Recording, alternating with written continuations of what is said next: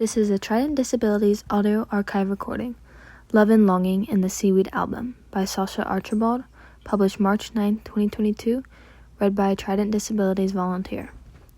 Combing across the 19th century shores, seaweed collectors would wander for hours, tucking specimens into pouches and jars before pasting their findings into artful albums. Sasha Archibald explores the eras contained in the pressed and illustrated pages of notable algologists, including the most ambitious album of all, by Charles F. Durant. Below this is a picture containing 3 examples of seaweed, one being long and transparent, and the other 2 being split into branches. The caption for this says, "Seaweed from Charles F. Durant's Algae and Corallines in the Bay and Harbor of New York, 1850. Clockwise from the top, Ulva lenza, Sargassum montagnei, and Polysiphonia nigrescens. I love the sea as my soul. Often it even seems to me that the sea really is my soul." Heinrich Heine, 1826. The soul of a man is of the same texture as the seaweed pulpus. George Eliot, 1856. Seaweed's appeal may not be immediately obvious. It comes to beauty by the way of strangeness. The texture is uncouth and the shape's irregular. The reference to weed does it no favors. Seaweed's core self proves elusive. Some varieties are delicate, filmy, and slick, and others dense and meaty, prone to intractable knots. I've used seaweed as jumping rope, but I've also liquefied tendrils for a 4-finger stroke. Nowadays, the plant begs respect for its utility. Seaweed prevents oceanic erosion, we are told, and nurtures biodiversity. It's a nutritious edible that can be cultivated with light ecological footprint. Most impressively, marine forests are far more efficient than land-based forests at absorbing atmospheric CO2. Seaweed has become commonplace, a children's snack, a type of massage, an ingredient in face lotion, shampoo, and Bloody Marys. Seaweed deserves our attention, the argument goes, because it is tremendously useful. Naturalists of the 19th century took a different angle. Although they understood that seaweed conferred a positive benefit on the atmosphere, its appeal was precisely its lack of utility. The same word that describes seaweed on shore, rejectamenta, also described anything more genuinely considered detritus. Seaweed seemed to be weird, surplus embellishment that existed for no particular purpose except to express the wonders of the deep ocean. When the preeminent algae scholar William H. Harvey decided at age 15 to devote his life to algology, it was the same as if he'd pledged allegiance to profitless esotericism. He wrote his favorite teacher that he intended to study my favorite and useless class, cryptogamia. I think I heard thee say, "Tut tut," but no matter. To be useless, various, and abstruse, it is sufficient recommendation of a science to make it pleasing to me. No other field of study was so delightfully feckless. Below this is a picture of different types of algae and seaweed. The top 4 are green, with the bottom 2 being more of a lime green. Each has an example of a string, a bush, and a coil of seaweed. The caption for this says, "Cyanobacteria species of the Lingba genus," from Part 3, Chlorospermiae, of William Henry Harvey's Nereis boreali americana, 1857. Interest in the plant signaled refinement. Flowers were the Victorian middle-class obsession, but those of greater discernment favored seaweed. The exclusive fabric designer William Kilburn led the way by printing muslin chintz with a seaweed pattern in the 1790s, and his client, Queen Charlotte, showed her exquisite taste in wearing the fabric to a ball.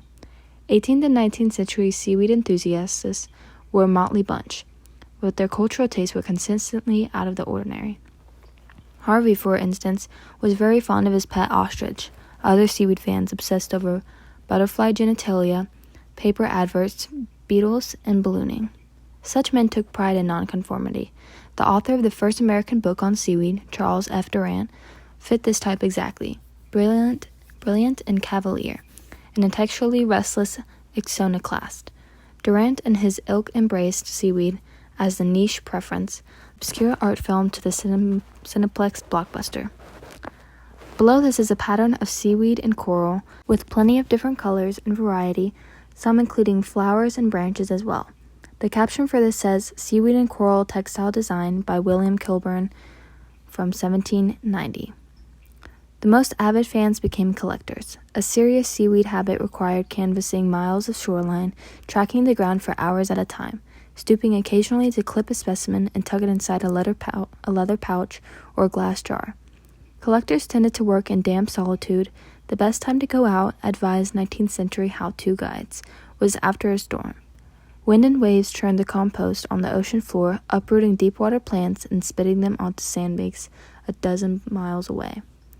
A disheveled beach might be laden with treasures, chief among them fibrous bits of jewel-like red seaweed.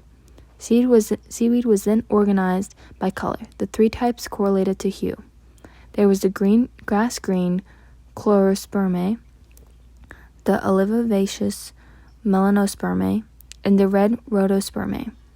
This last class, which included violet, copper, and persimmon orange varieties, was arguably the most beautiful and the most elusive. Like any physical exercise, collecting seaweed cleared the head and strengthened the body. Many a headache and a heartache, too, would be relieved if its owner could be brought to and feel an interest in the shells or seaweeds which are strewed on the beach, reflected one collector. These therapeutic efforts seem to have been especially pronounced for women. Margaret Gatty, for instance, a celebrated children's book author, an exhausted mother of 7, was advised to take up seaweed collecting to restore her vim. She dedicated 14 years to British seaweeds, 1863, which remained a standard text of classification into the 20th century. Her devotion to seaweed is indisputable, but it's Gatty's pleasure in shedding the constraints of femininity that shines off the page. To walk where you are walking makes you feel free, bold, joyous, monarch of all you survey, untrammeled, at ease, at home. She praises seaweed hunting as the best excuse a woman has for imitating the costume of a man. Petticoats were impractical for clambering over rocks and kneeling in tide pools, and addresses her readers throughout as her sisterhood. At last, one literary historian speculates that it was the summer collecting seaweed in 1856 that gave George Eliot the courage and presence of mind to try her hand at writing fiction. And following this is an image of 2 pages, one on the left including 3 different examples of red seaweed, and the one on the right including 4 different examples of green seaweed. The caption for this says, "Species of the Calamina genus, left, and Ulva genus, right," from the 2nd volume of Margaret Gatty's British Seaweeds, 1872.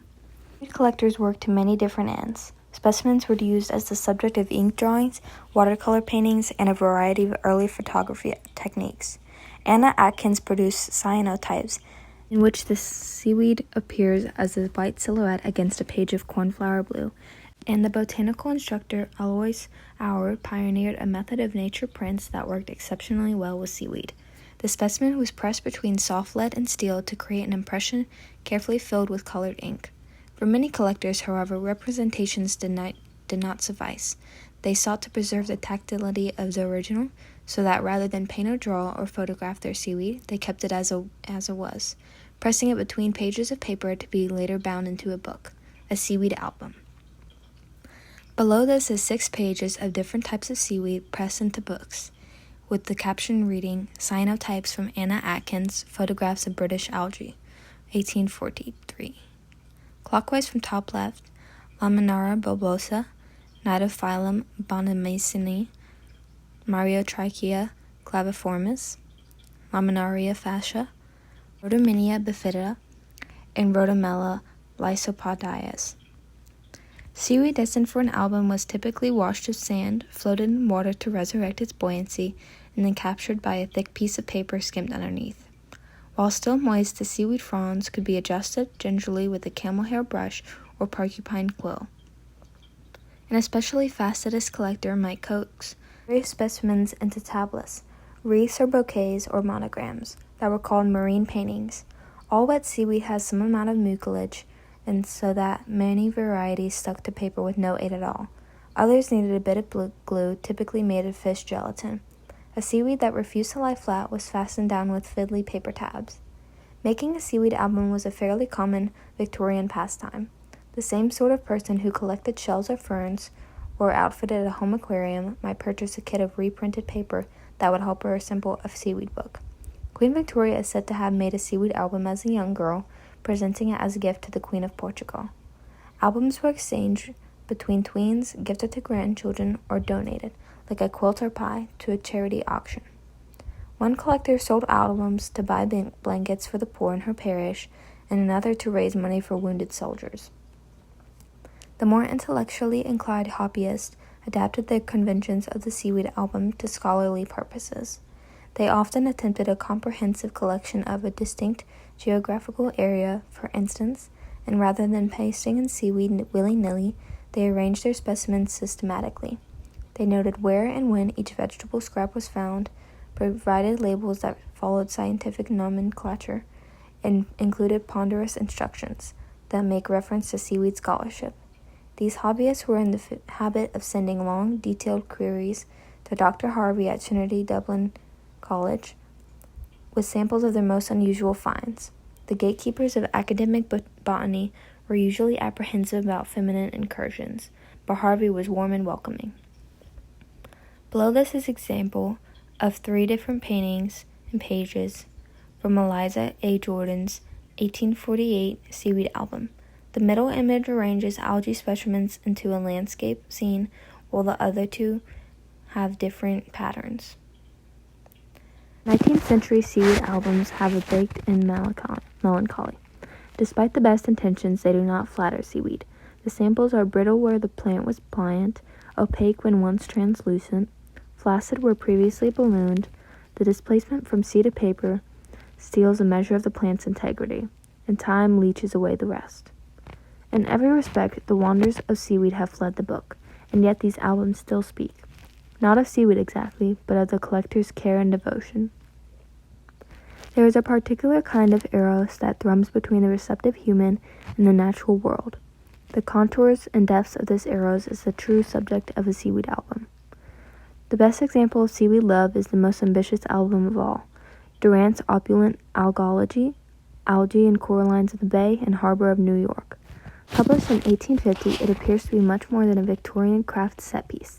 The covers are bound in Moroccan leather and intricately tooled with gold flourishes. Seaweed albums were typically one-offs, but Durant managed an edition of about 15 and grandly announced 100. In the most robust version of algology, 293 specimens follow 46 pages of letterpress printed text. There is a glossary with definitions of lanceolate, pedicel, and capitate, and other fanciful words, and the samples themselves are numbered and artfully arranged. As an example of bookmaking, it is by class itself.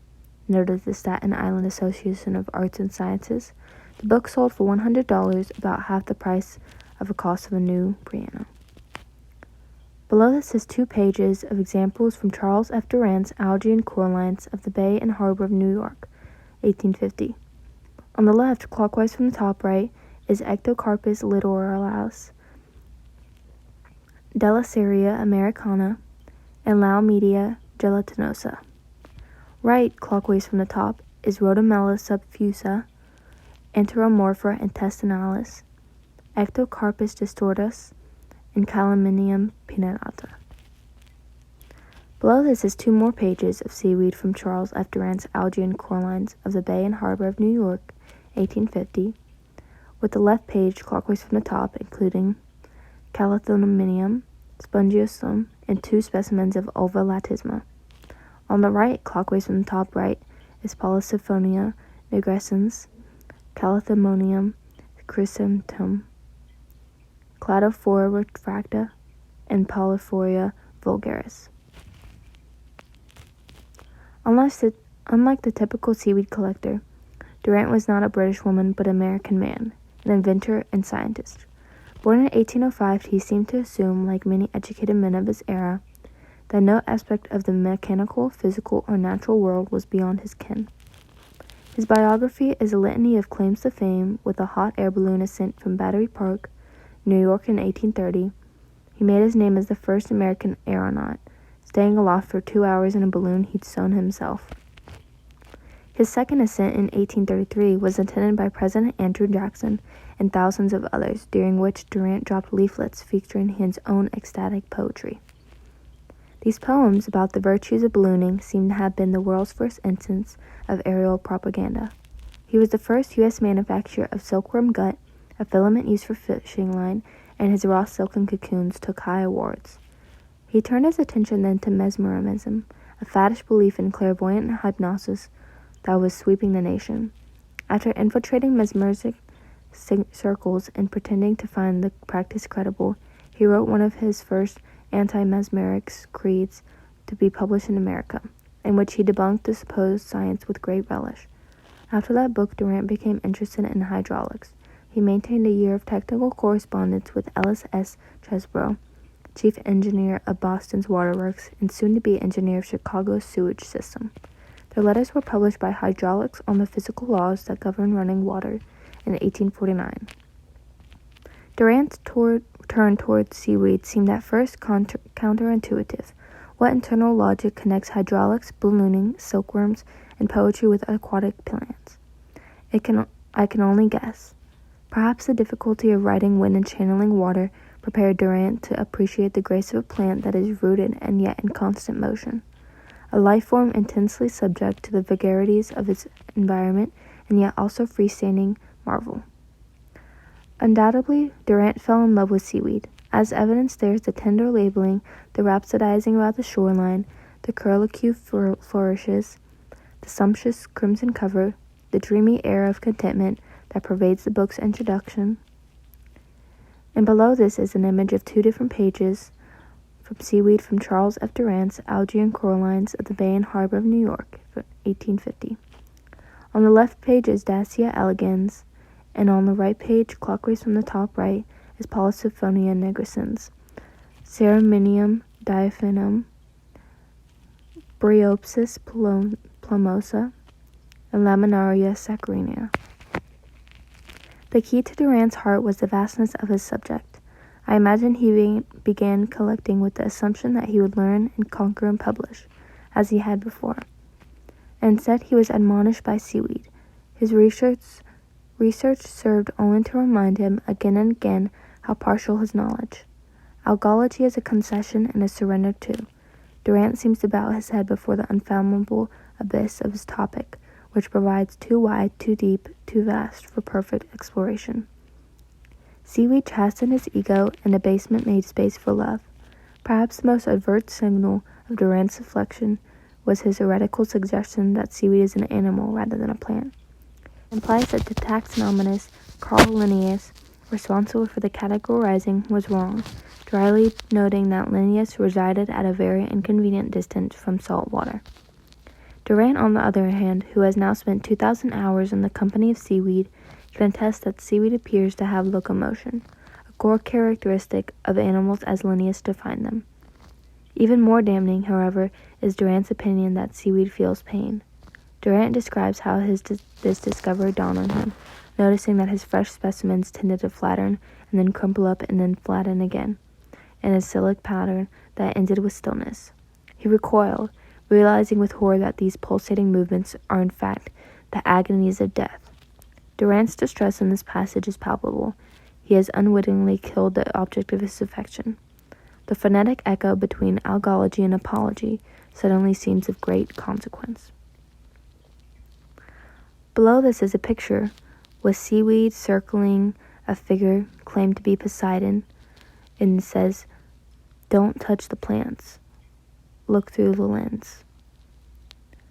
The caption for this says Calanthamonium spongiosum and circles a plea from Poseidon at the very start of his specimen section in Charles F. Durant's Algae and Corallines in the Bay and Harbor of New York, 1850. Reviewers claim Durant's Algology was the first work on seaweed ever published with actual specimens. This is not true. At least one book preceded Durant's efforts, Mary Matilda Howard's Ocean Flowers and Their Teachings of 1846, which seems to climax with the frontispiece, a dainty seaweed cornucopia. Algology was, however, the first book on American seaweed. Durant's collection centered on the shore of New Jersey, from which he lived within a 10-minute walk, but also included specimens from Red Hook, Staten Island, Ellis Island, and East River.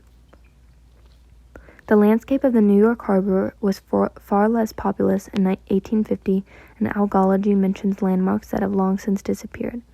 A famous bathhouse in Lower Manhattan, a series of treacherous rocks that were soon blasted apart with dynamite, a floating chapel, that serviced sailors. Durant's bits of seaweed were souvenirs in a landscape gone extinct. Although Durant gifted copies of Algology to various charity auctions, and a few ended up in venerable libraries, they seem to have rarely consulted or referenced.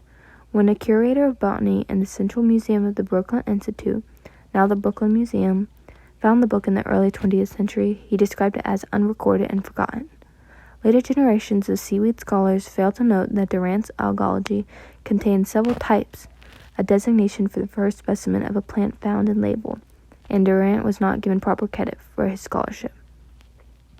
It may have just been bad timing. The very same year Durant published Algology, Harvey was invited by Harvard University to tour the United States. He gave many lectures and collected seaweed from Key West to Halifax. Shortly before his return, he was commissioned by the nascent Smithsonian to publish his findings.